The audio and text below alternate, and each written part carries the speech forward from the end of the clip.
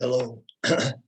So today we're going to have a talk about the presence of consciousness, the display of consciousness in cells, in plants, in animals, and in soil biology.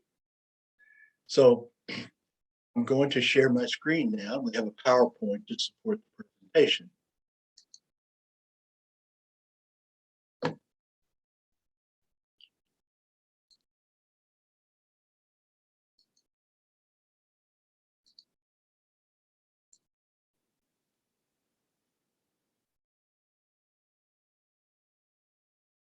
Okay, so this is, of course, at MIU, Maharishi International University, Department of Regenerative Agriculture, Consciousness in Agriculture.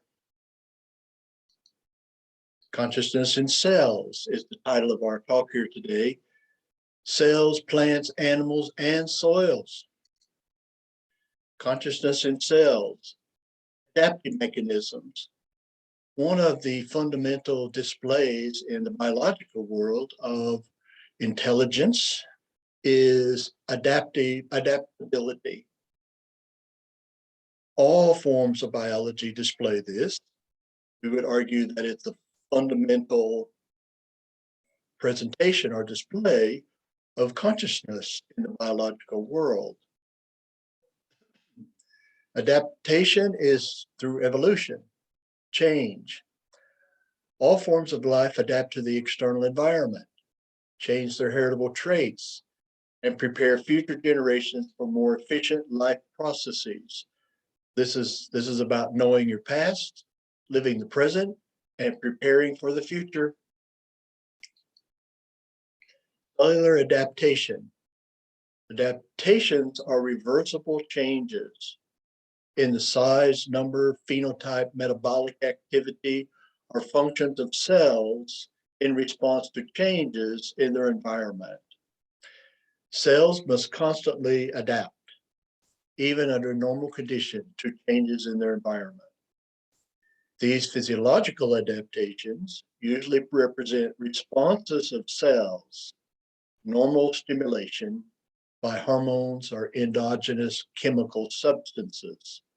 So physiological adaptations, physiological means chemistry of the biological organism. For example, as in the enlargement of the breast and induction of lactation by pregnancy.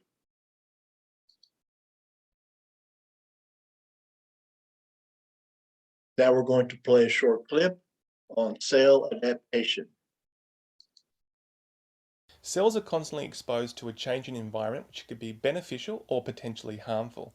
Cell adaptation refers to a morphological change that cells make to this varying environment. There are generally considered four types of cell adaptation. Number one, atrophy. This is where cells decrease in size. Hypertrophy. This is where cells increase in size. Hyperplasia. This is where cells increase in number. Or metaplasia. This is where cells change form. Generally speaking, adaptation can be either physiological or pathophysiological. An example of physiological for atrophy would be skeletal muscles after disuse. A pathophysiological example would be brain tissue in dementia. In hypertrophy, a physiological example would be the uterus due to hormonal stimulation in pregnancy. A hypertrophy pathophysiological example would be cardiac muscle when it's exposed to high blood pressure or aortic stenosis. Hyperplasia, an increase in cell number. A physiological example would be the breast tissue in puberty or during pregnancy. A pathophysiological example of hyperplasia would be the prostate tissue over high exposure to dihydrotestosterone in older men, and this would lead to benign prostatic hyperplasia. Finally, metaplasia. This is where tissues are exposed to chronic stress or chronic inflammation over time, and the cells make a change that's more suitable to that environment. For example, cells in the trachea or the bronchioles exposed to smoking will change form from a ciliated cell to a squamous cell, or The esophagus, exposed to high amounts of acid, such as reflux, will change from a squamous cell into a columnar cell.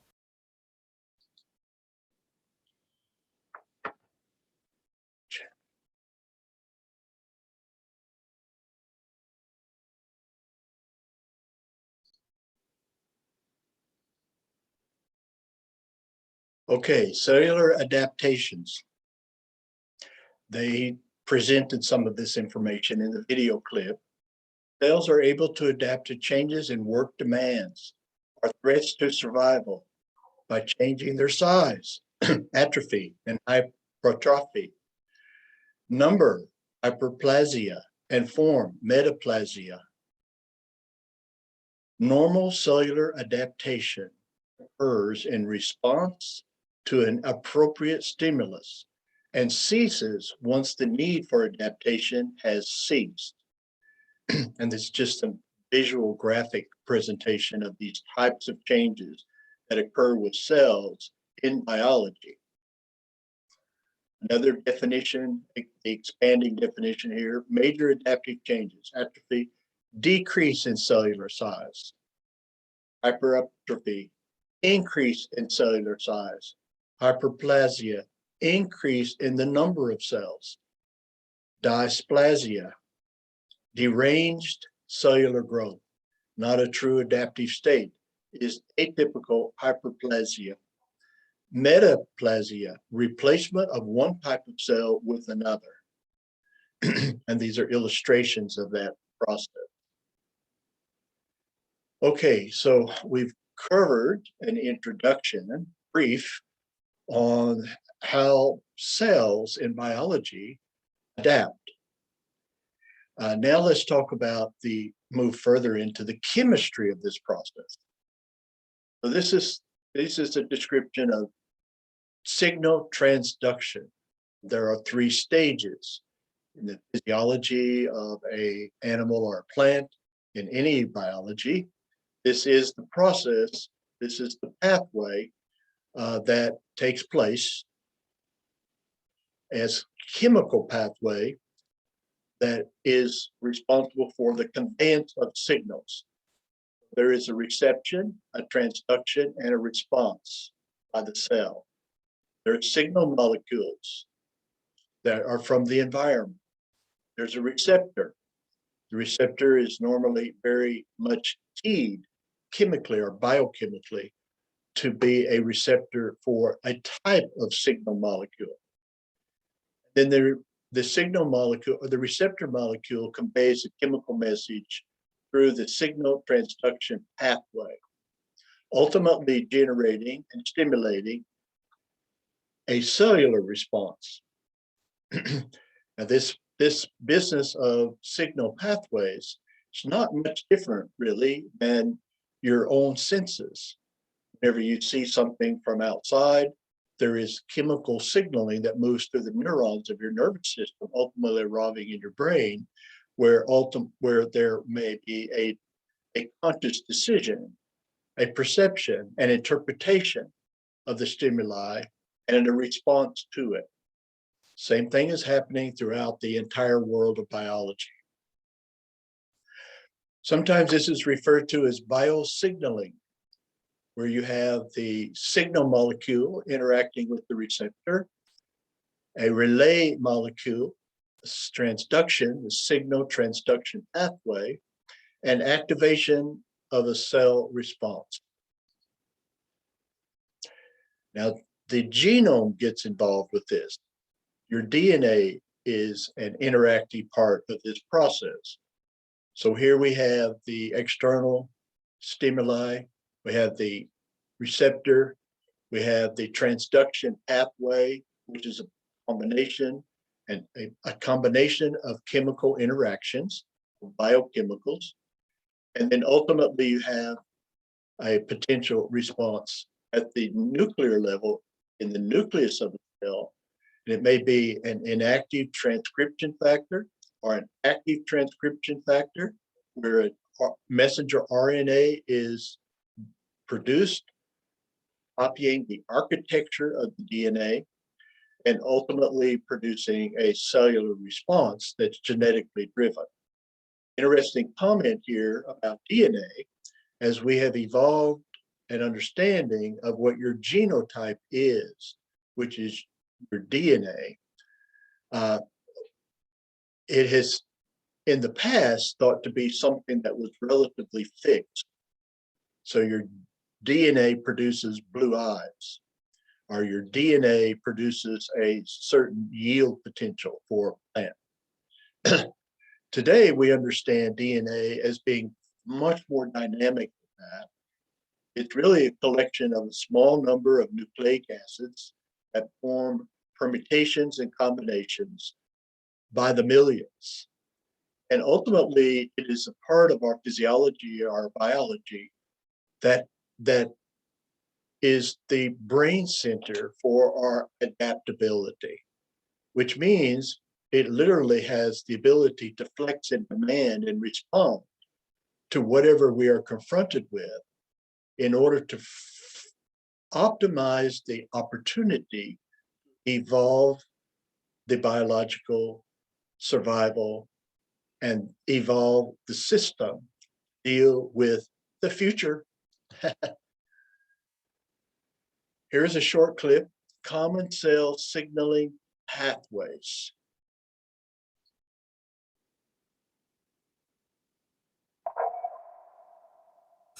To make a multicellular organism, cells must be able to communicate with one another, and to do it, cells often send out tiny chemical signals that act on the receptors of other cells. Signals can be classified according to the distance between the signaling cell and the target cell. Autocrine signals are produced by a cell and go to its own receptors, so the cell sends a signal to itself. Paracrine signals are produced by a cell and go to target cells that are nearby. And endocrine signals are produced by a cell and go to target cells that are further away.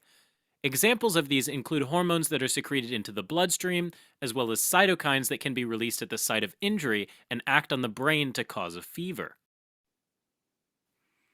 Signaling molecules, or ligands, can be hydrophobic, meaning that they tend to repel water, or hydrophilic, meaning that they tend to stay in water. Hydrophobic signaling molecules can't freely float in the extracellular space, so they're brought into the target cells by carrier proteins. Hydrophobic molecules can diffuse across the cell membrane and bind to receptor proteins inside the target cell, either in the cytoplasm or in the nucleus. Most signal molecules are hydrophilic, so they can freely float in the extracellular space to reach the target cells, but are then unable to cross the cell membrane. So to pass on the signal, hydrophilic molecules bind in receptors on the cell surface. These receptors are transmembrane proteins with an extracellular end that binds to the ligand, and an intracellular end that triggers a signaling pathway inside the cell. We can think of the cell signaling pathway in 3 stages. The first stage is reception, which is when the target cell's receptors bind to a ligand. It's like a key fitting into a lock. Then there's transduction, which means that the receptor protein changes in some way, and that activates intracellular molecules, the second messengers. The third stage is the cell's response to the signal. Zooming into these transmembrane receptors, there are 3 major classes: G-protein coupled receptors, enzyme-coupled receptors, and ion channel receptors. G-protein coupled receptors are 7-pass transmembrane receptors. These are like really long proteins that have one end that sits outside the cell and binds the ligand. Then the snake-like protein dips in and out of the cell membrane 7 times, and finally ends on the inside of the cell. The end of the G-protein coupled receptor that's within the cell activates intracellular proteins called guanine nucleotide binding proteins, or G-proteins. G-proteins are made up of 3 subunits called alpha, beta, and gamma, sort of like a flower with 3 petals. The alpha and the gamma subunits are anchored to the cell membrane and keep the G-protein right next to the receptor. G-proteins bind to guanosine diphosphate, or GDP, when they're inactive. When the alpha subunit is bound to GDP, the 3 subunits stay together so the flower is closed. But when the ligand binds, the G-protein coupled receptor changes its shape, and this allows the G-protein to release GDP and bind GTP instead, activating the protein. When the alpha subunit is bound to GTP, the alpha subunit separates from the beta and gamma subunits, like one petal opening and separating from the others. When that happens, the alpha subunit is free to interact with other proteins. It stimulates some while inhibiting others. But to act on other proteins, the alpha subunit turns GTP into GDP, and when that happens, the three subunits come together again. The flower closes, and the G protein is turned off. Overall, there are three types of G proteins: GQ, GI, and GS, and each one stimulates and inhibits a different set of enzymes and molecular pathways. The GQ protein activates the enzyme phospholipase C, which is found in the cell membrane. Phospholipase C then cleaves a phospholipid called phosphatidylinositol 4,5-bisphosphate into inositol trisphosphate and diacylglycerol. Inositol trisphosphate is soluble and diffuses freely through the cytoplasm and into the endoplasmic reticulum, where it opens up calcium channels. Since the calcium concentration is higher in the endoplasmic reticulum than in the cytoplasm, calcium flows out of the endoplasmic reticulum to the cytoplasm. The increased calcium concentration in the cytoplasm changes the electrical charge of the cell and can lead to depolarization. Meanwhile, diacylglycerol remains attached to the cell membrane and binds to the enzyme protein kinase C, which also relies on calcium to fully activate. Once calcium levels in the cell go up, protein kinase C starts to activate proteins by adding phosphoryl groups to them. Next is protein GS, which stimulates the enzyme adenylate cyclase. Activated adenylate cyclase takes adenosine triphosphate, or ATP, and removes two phosphate molecules, transforming it into cyclic adenosine monophosphate, or CAMP. CAMP moves throughout the cytoplasm and binds to the enzyme protein kinase A. Protein kinase A has two parts, a regulatory subunit and a catalytic subunit, and CAMP specifically binds the regulatory subunit of protein kinase A. When CAMP binds, it makes the regulatory subunit dissociate from the catalytic subunit. It's kind of like pulling the pin out of a fire extinguisher, allowing it, in this case it being the catalytic subunit, to do its job.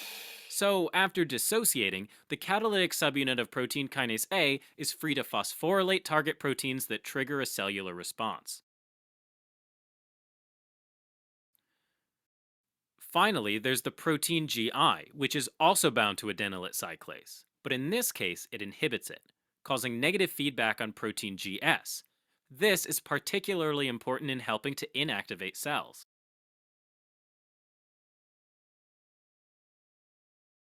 Next are the enzyme-coupled receptors. They're usually single-pass transmembrane proteins, meaning that they have only one transmembrane segment, and their intracellular end has intrinsic enzyme activity. In other words, enzyme-coupled receptors have two parts. One domain is the receptor, and the other domain is an enzyme. Each domain has a separate function, like on a Swiss Army knife that's composed of both a knife and scissors. The enzymatic domain is usually a protein kinase that phosphorylates the receptor domain. Now, there are three main types of enzyme-coupled receptors, based on the amino acid at which the receptors get phosphorylated. The first group are the receptor tyrosine kinases. These are the most common enzyme-coupled receptors, and there are many subfamilies. Receptor tyrosine kinase are generally molecules that can't phosphorylate their own tyrosine side chains. When a ligand binds, two receptor chains come together and dimerize, and they cross-phosphorylate one another at multiple tyrosine residues. This triggers a conformational change that creates high-affinity binding sites for the second messengers, which can also be phosphorylated and activated, triggering the signaling pathway. Next are the tyrosine kinase-associated receptors, which work in nearly the same way as receptor tyrosine kinases, and their name even sounds almost the same. The key difference is that they have no intrinsic enzyme activity. Instead, they're associated with cytoplasmic tyrosine kinases. When the receptors bind their ligand, the cytoplasmic tyrosine kinases phosphorylate various target proteins to relay the signal. Finally, there are the receptor serine-threonine kinases, and they have a serine-threonine kinase domain on their intracellular end. There are two classes of these receptor serine-threonine kinases, type 1 and type 2, which are structurally similar. Ligand binding brings the two together so that the type 2 receptor can phosphorylate and activate the type 1 receptor, which in turn recruits and phosphorylates various target proteins to relay the signal. Finally, there are the ion channel receptors, which are generally closed. But then they open up once they bind a specific ligand. They allow ions like chloride, calcium, sodium, and potassium to passively flow down their gradient. This leads to a shift in electric charge distribution inside the cell, triggering a cellular response. Alright, as a quick recap, autocrine signals target the same cell, paracrine signals target nearby cells, and endocrine signals target distant cells. Hydrophobic ligands are able to diffuse across the cell membrane and bind to receptor proteins inside the target cells. Hydrophilic ligands are unable to cross the cell membrane, so they must bind to transmembrane receptors, which have an intracellular end that triggers a signaling pathway inside the target cell. There are three major transmembrane receptor classes: G protein coupled receptors, enzyme coupled receptors, and ion channel receptors.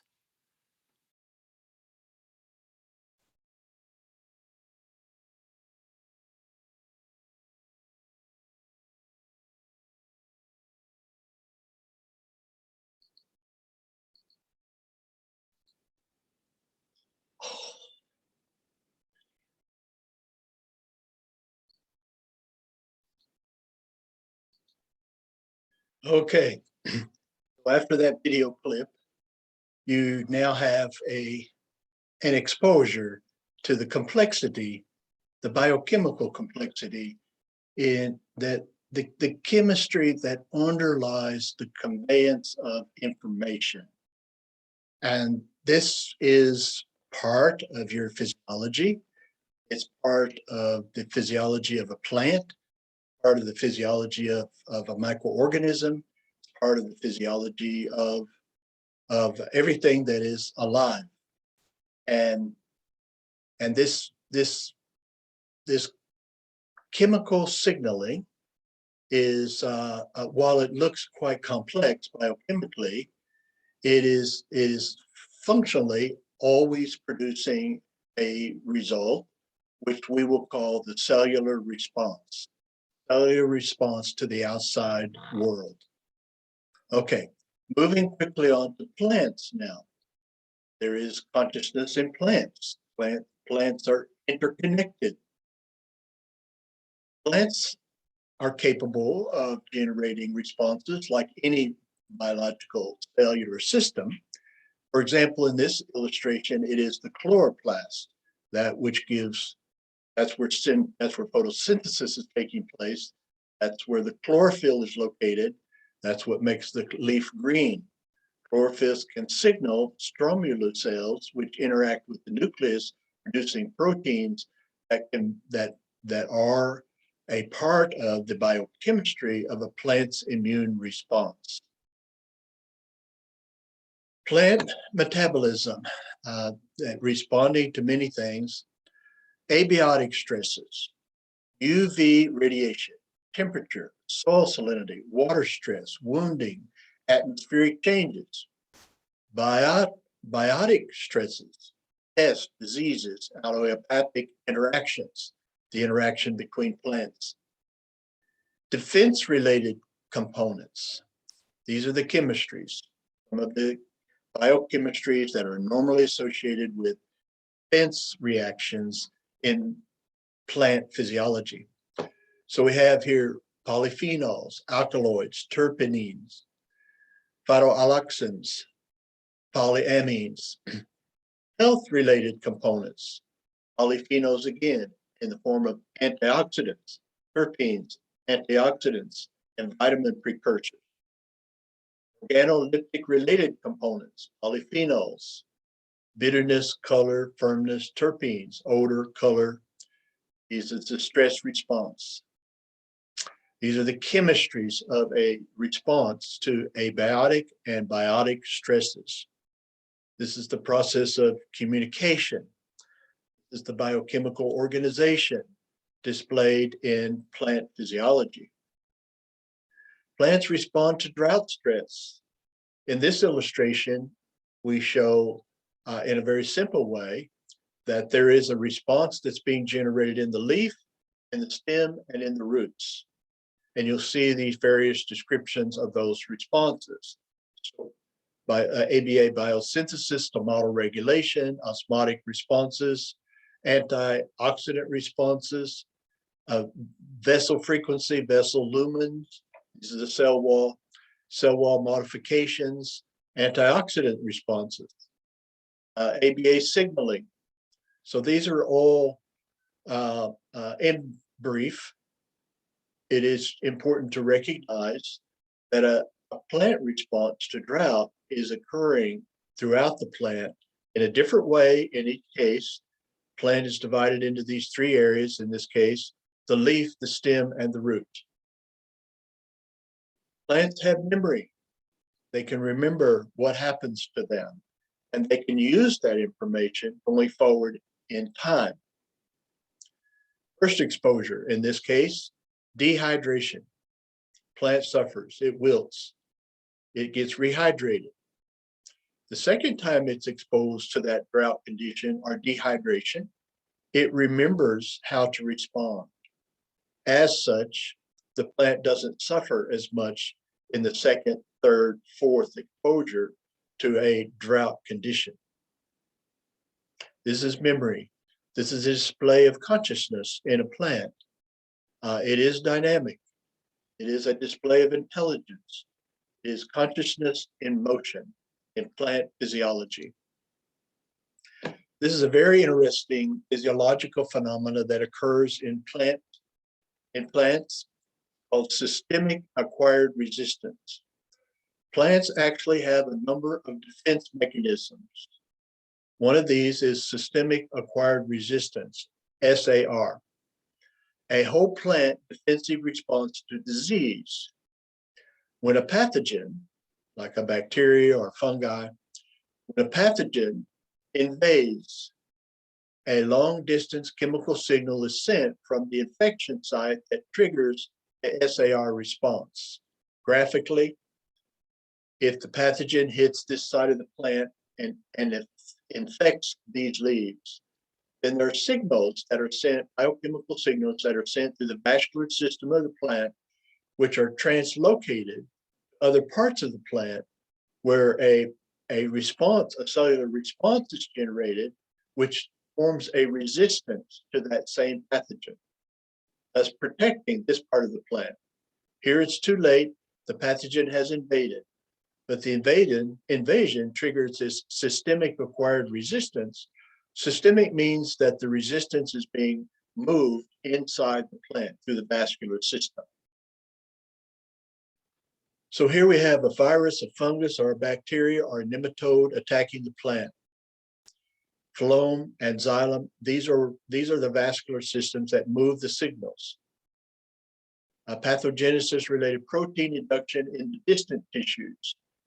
Protein that are generated as a cellular response, which represent a defense mechanism in the plant.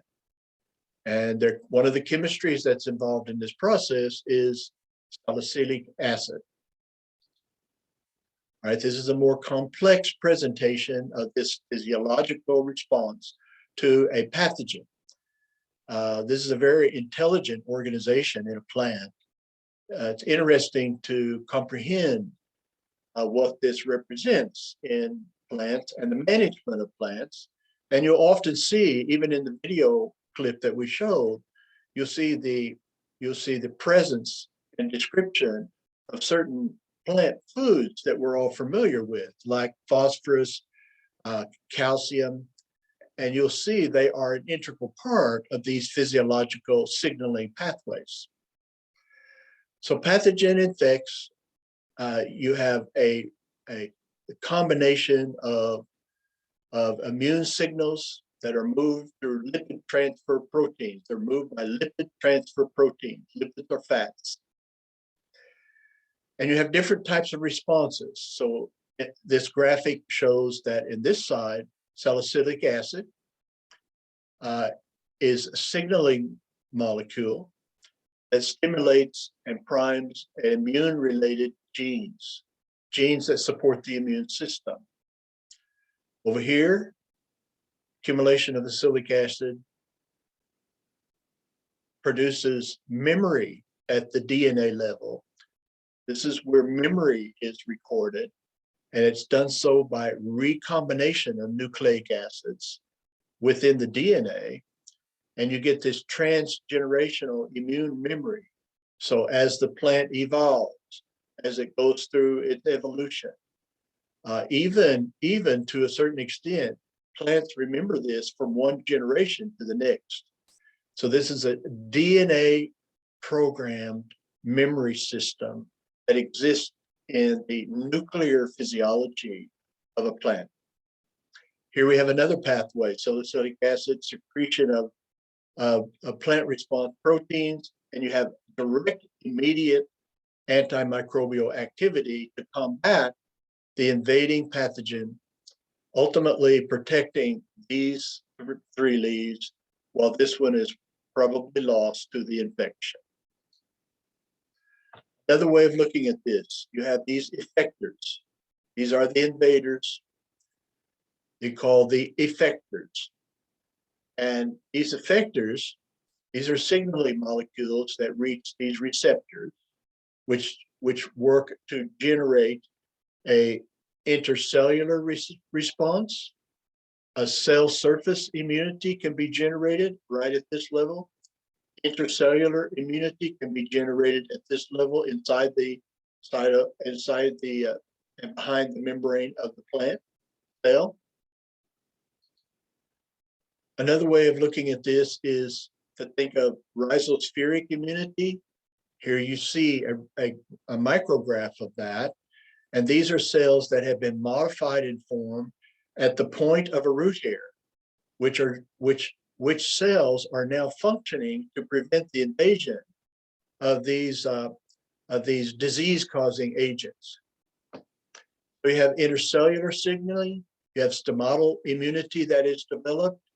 You have clock control. This is what the plant is doing, like production of buds, flowers, fruits. Heterogeneity of an immune response. Translational control. This is a translation and signaling through messenger RNA. Apoplastic immunity, where the cells change their form. And another presentation of this is to make note here of all of these different pathways that you see here, these being the different invading organisms. Immunity that is considered a gene expression is one of the more fundamental ways that a plant. Okay. In script, we can say here that signal transduction pathways in plants. Plants have cellular receptors that detect changes in their environment. For a stimulus to elicit a response, certain cells must have an appropriate receptor. Receptor and the stimulus from the environment, they are historically evolved to recognize these stimuli, and these receptor cells are programmed to be appropriate biochemically for creating a chemical reaction with the outside stimulating biochemical molecule. The signal triggers the receptor. Receptor triggers internal cellular messengers, which transfer and amplify signals from receptors to proteins that cause responses. Cellular response may involve increased activity of enzymes by stimulating transcription of messenger RNA for an enzyme. It's an example of transcriptional regulation, or activating an existing enzyme. This is considered post-translational modification. Plant defenses. Specific resistance is based on pathogen receptor binding. Signal transduction pathway is triggered. Antimicrobial molecules that seal off infected areas are produced. Infected cells release methylsilicic acid before they die. The signaling molecule is distributed to the rest of the plant. That's this acquired systemic resistance. In cells away from infection site, methylsilicic acid is converted to salicylic acid, which initiates a signal transduction pathway. Molecules that help protect the cell against a diversity of pathogens for several days are produced. Let's move now to a different form of consciousness in a plant. This is the response of a plant to touch. The example is the mimosa.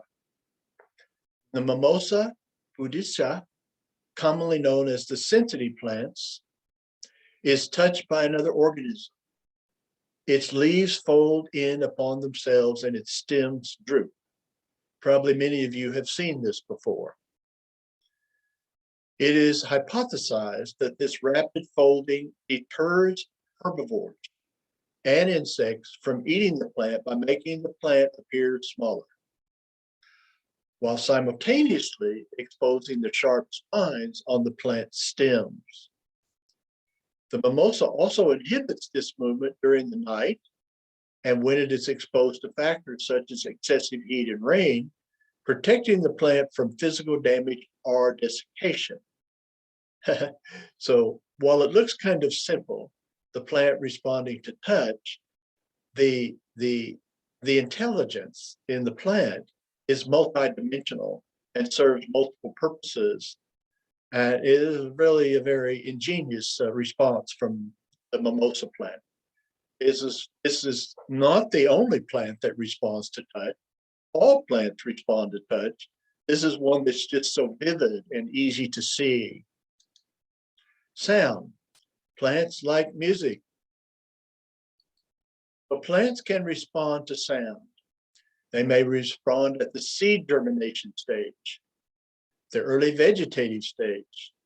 Sound can induce or elicit defense responses in the plant's physiology. Sound can be a stimulants that would cause a combination of chemical reactions and a transduction pathway within the cell of a plant or an animal. Okay, eliciting abiotic stress responses or tolerance. It may delay ripening. It may enhance photosynthesis and increase the quantity of sugars that are produced in the photosynthetic process. When sound is produced, this is an example of when sound is produced, it affects a tension or the membrane of a xylem vessel. Xylem is the vascular system that transfers metabolites from the root system to the top growth. It's the center of the plant. Transcription change. This can induce the sound vibrations in the leaf. The leaf's response. This is where the xylem cells are located in the leaf, in the arteries of the leaf, and it can stimulate transcriptional and translational changes in the behavior of the biochemistry or the physiology of cells in the xylem fraction of the vascular system of a plant. Here's a brief video talking about the question of whether plants have consciousness.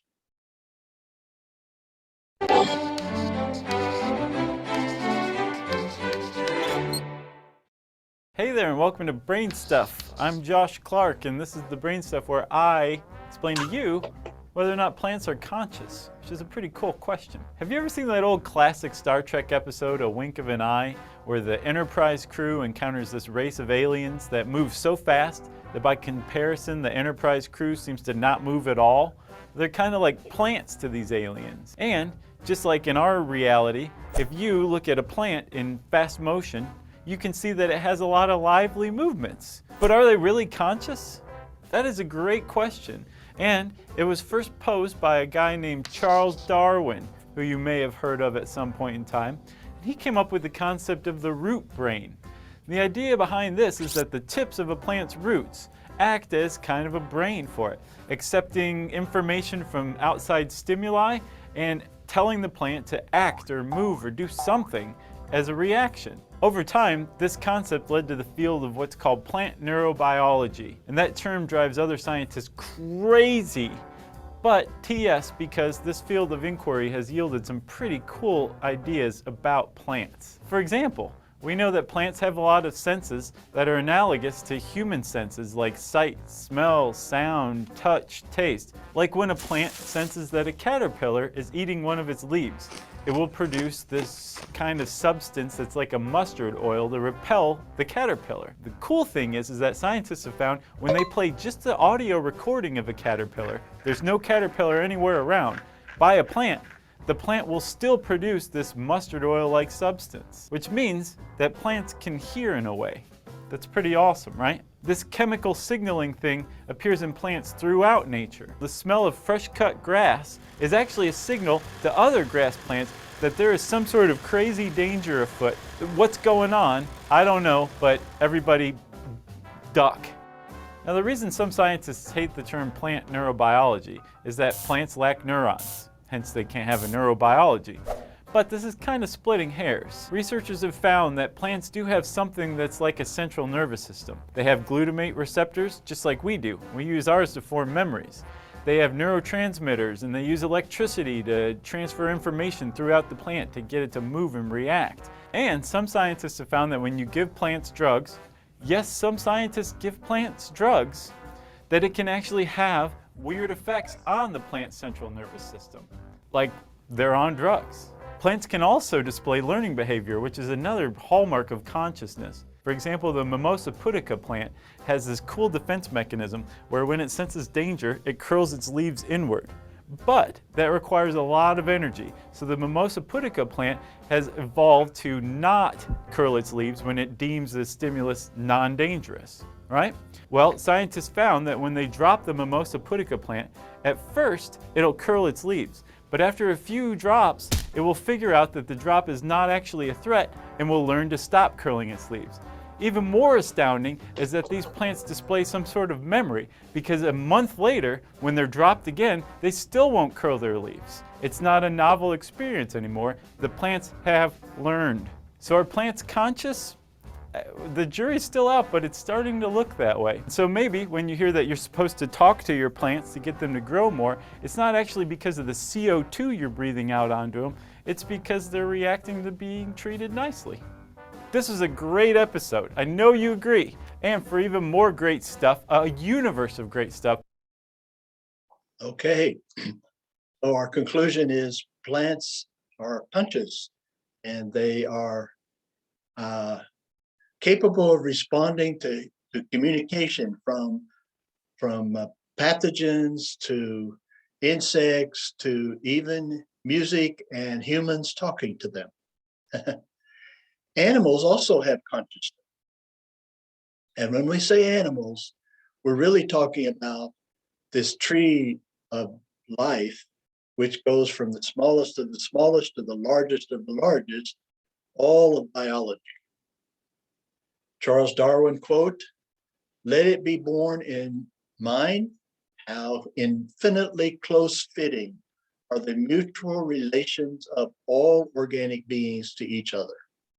Interesting quote. Here's a little video about that was presented by a primatologist about the fact that animals are conscious.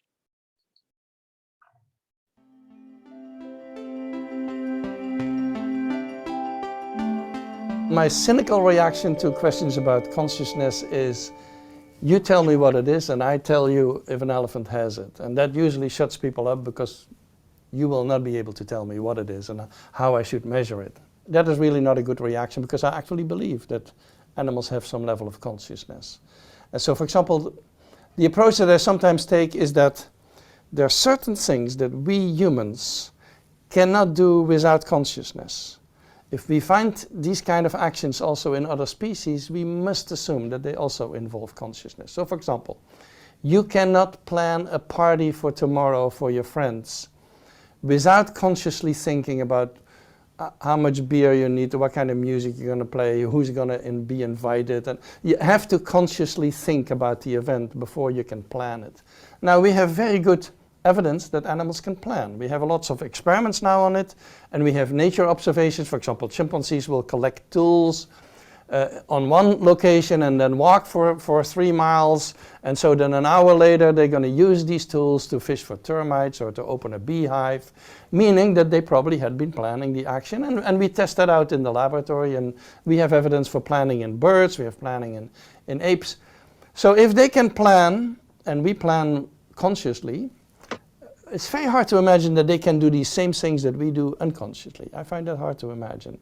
We have other things like thinking back in time, thinking back to events that happened like a year ago. Can you do that? We have now ways of testing that. It's called episodic memory in animals, and animals have that capacity. You cannot think back to a specific event in time, like let's say your wedding or whatever it is. You cannot think back to a specific event without consciously thinking about that. And so there are certain things that animals do and that we have now evidence for that require in humans consciousness. And I think that's a good indicator that the animals must also have that kind of consciousness.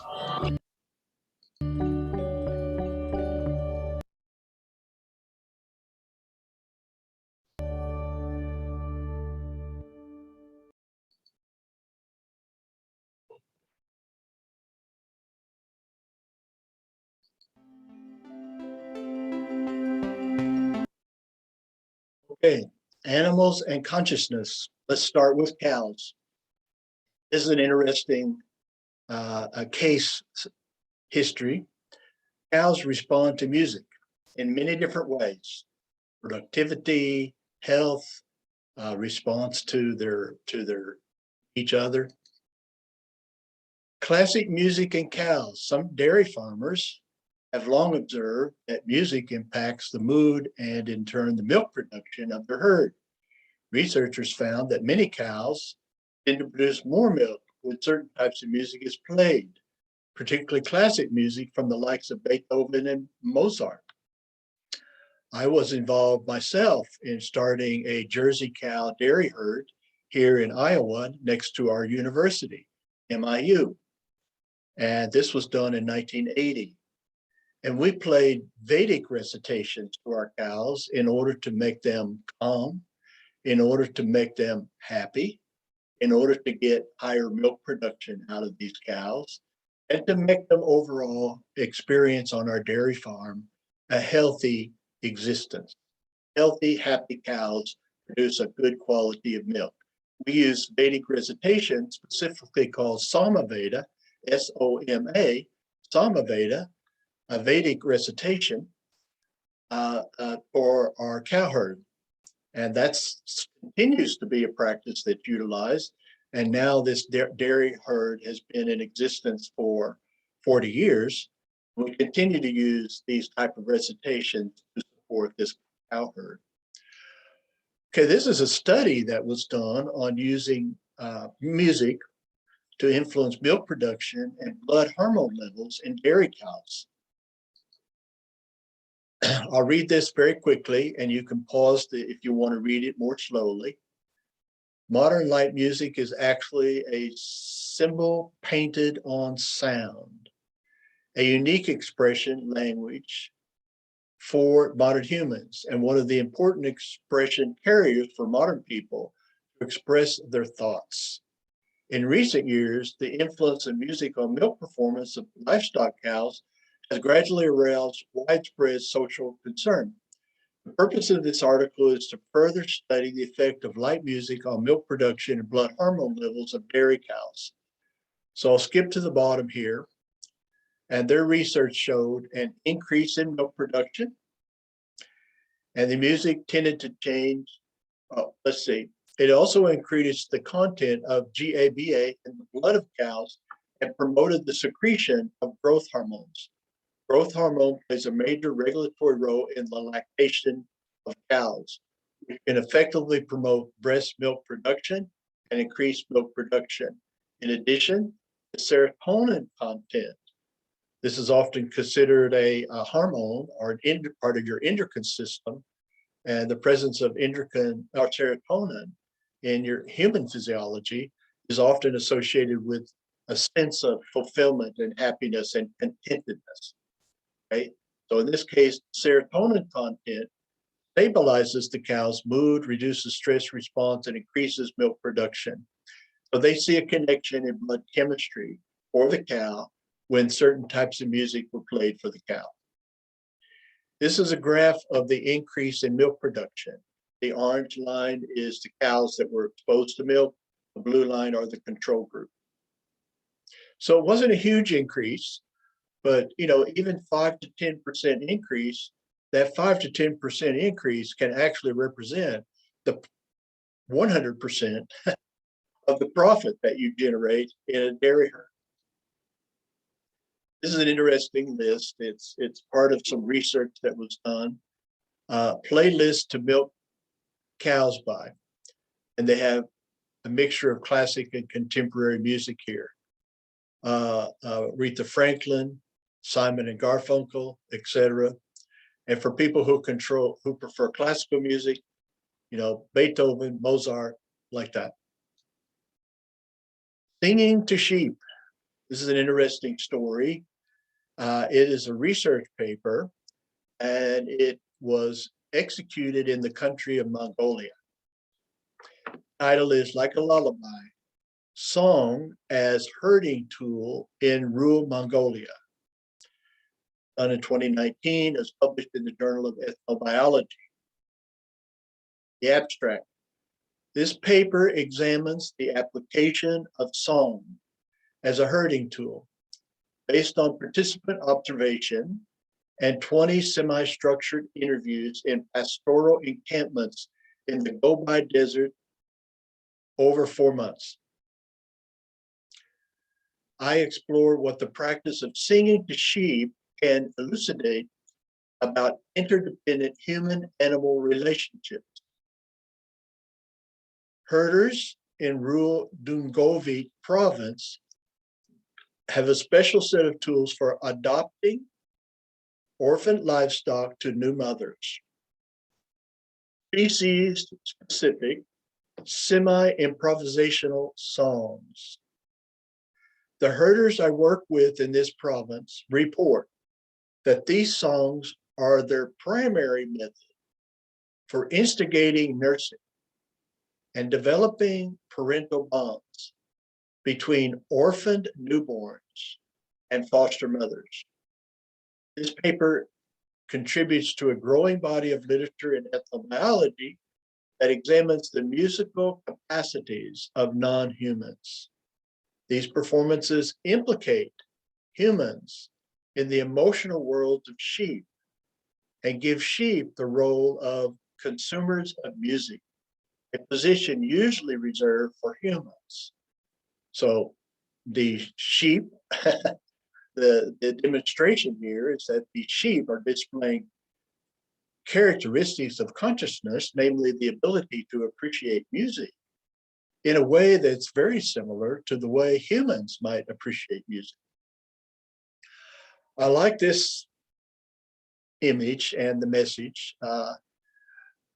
No great message here. It's not trying to say anything special, but a prayer for the humans on behalf of the animals. I like the imagery in the picture here.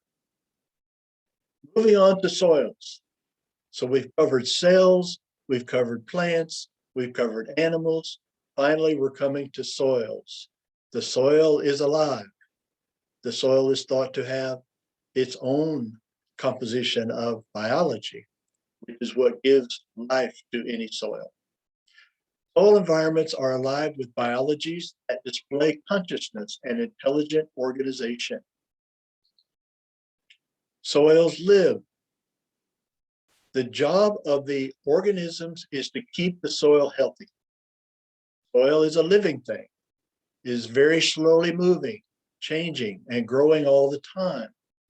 Just like other living things, Soil breathes and needs air and water to stay alive.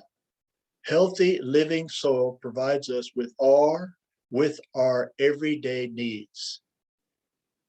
Each shovel of soil holds more living things than all the human beings ever born. Pretty big statement.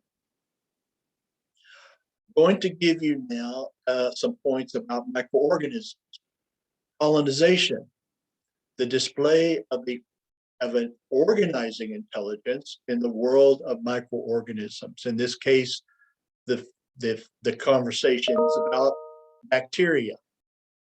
A bacterial colony, formation of colonies. A bacterial colony is what you call a group of bacteria derived from the same mother cell.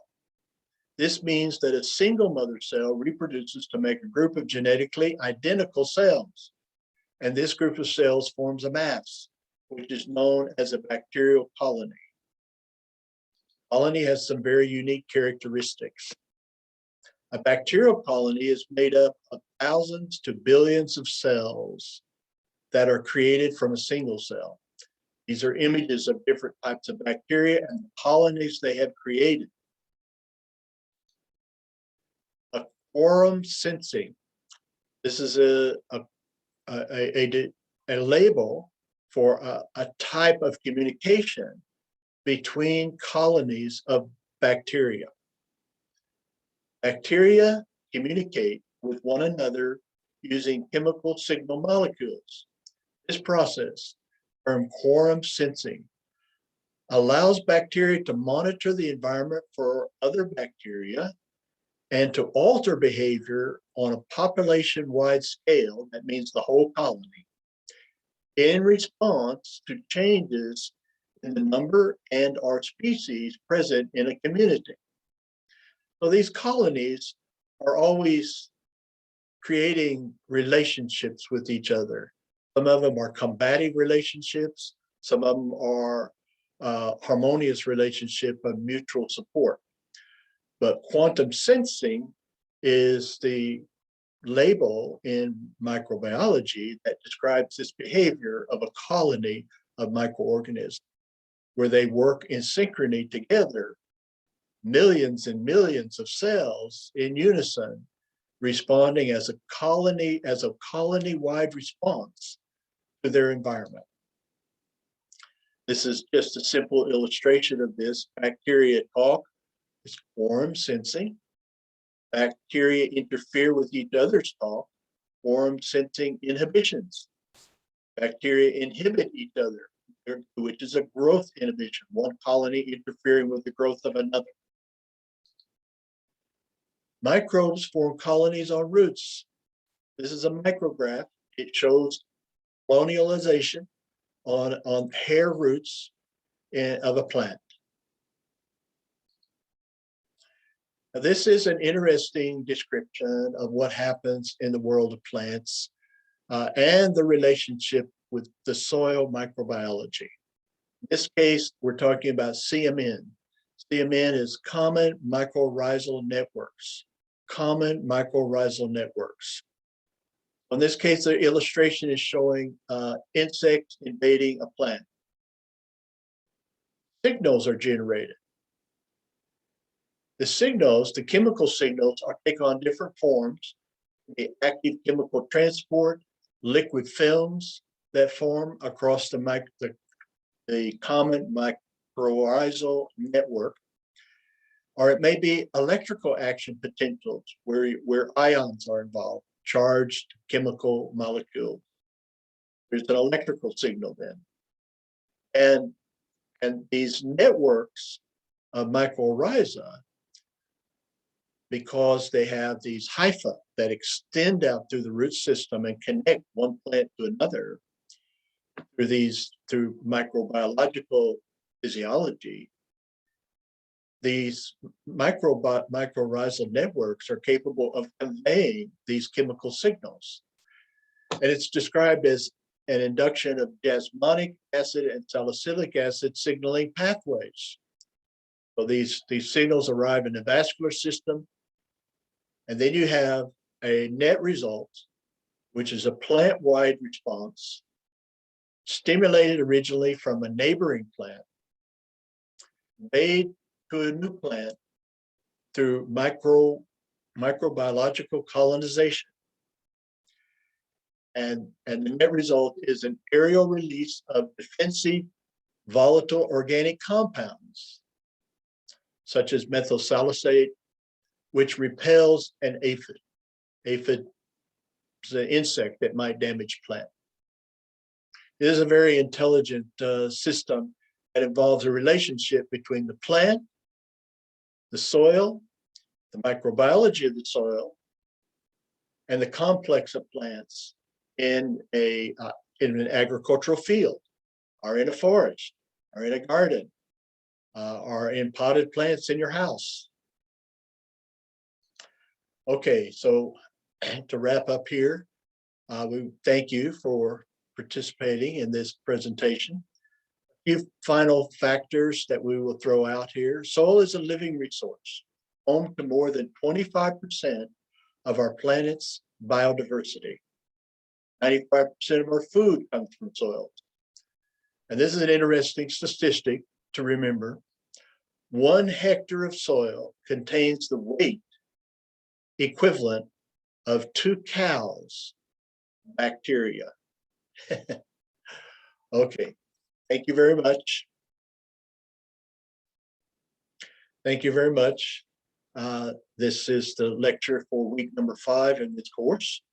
There will be another week, and the next week, 6th week of this course, will be a dedication to a presentation of an example of consciousness-based agriculture in the form of Maharishi Vedic organic agriculture.